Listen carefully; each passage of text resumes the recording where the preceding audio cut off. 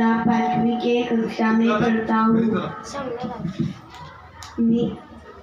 मैं आज तुम्हारे सामने जनाई यह कथा रखने वाला हूँ। आप सब यह कथा सुने ऐसी मेरी नम्र विनंती। दुपारची मोठ थांबली तशी जनाई उसाच्या फळीतून बाहेर आली.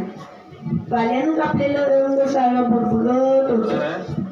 पाण्याची दारं मोठून कंबर धरली होती.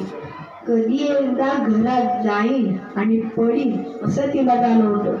पण थेट वस्तीवर न जाता वाट वाकडी करून ती शेंगाच्या वावरात गेली आणि बुंद्याबद्दल पाहू लागली. हिरवागार शालू झगमगत होता. त्या शेंगांना आलेली पिवळी फुलं वेलबुट्टीगत दिसत होती. वर ऊन असलं तरी खाली गार वाटत होतं.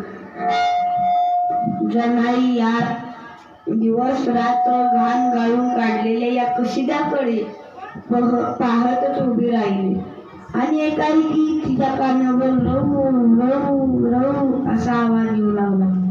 अगं बाई इमान म्हणून जनाईने वर पाहिले तर काय, निळभोर आभाळ पसरलेलं होतं. चितपाखरू सुद्धा नव्हतं आणि रव रव रव आवाज मात्र कानावर येत होता. कुठून येतोय आवाज? जनाईला झेंडू फुटल्यागत झाले.